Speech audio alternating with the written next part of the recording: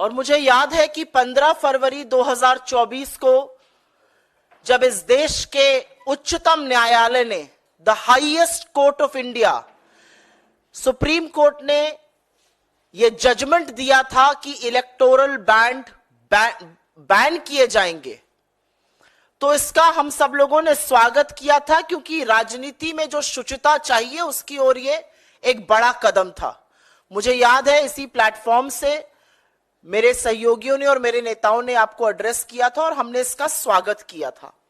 इसका स्वागत इसलिए किया गया था क्योंकि चुनावी चंदा जो होता है वो कैसे आ रहा है, उसको कौन दे रहा है, किस लिए दिया जा रहा है, क्या मोटिव है, यह लोकतंत्र में जनता को जानना बड़ा जरूरी है। और यह वाकई में एक ऐतिहासिक निर्णय था। 2017 से यह जो ऑर्गेनाइज लूट मची थी, इसका अंत सुप्रीम कोर्ट ने 15 फरवरी 2024 को किया था। उसके साथ साथ सुप्रीम कोर्ट ने इस देश के सबसे बड़े सरकारी bank, state bank of India को यह भी निर्देश दिया था, यह भी आदेश दिया था कि 6 मार्च तक इलेक्टोरल बॉन्ड के डोनर की सूची सार्वजनिक की जाए और चुनाव आयोग के साथ साझा की जाए। करीब 21 दिन का वक्त मिला था। जैसा कि मैंने कहा, पूंजीपतियों की बढ़ती हुई हिस्सेदारी, उनका बढ़ता हुआ प्रभाव, नीति निर्माण कुछ ही लोगों के लिए होना, यह सारा कच्चा चिट्ठा जो था वो खुल जाता अगर लोगों का नाम सार्वजनिक हो जाता।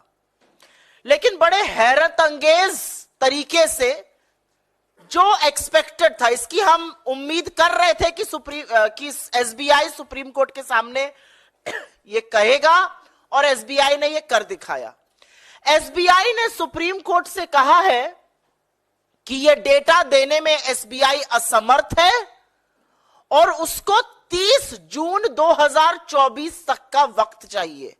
मतलब टोटल 5 महीने का वक्त इस देश के सबसे बड़े bank, state bank of India को चाहिए।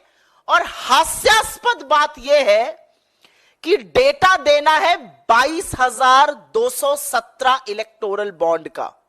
यह कितनी बड़ी विडंबना है कि 22,217 इलेक्टोरल बॉन्ड का जो डेटा डिजिटल इंडिया में और पूरी तरह से कंप्यूटरीकृत, पूरी तरह से कंप्यूटराइज्ड, एसबीआई को एक क्लिक ऑफ अ बटन पर यह डेटा मिल जाना चाहिए। इसके लिए एसबीआई को 5 महीने चाहिए।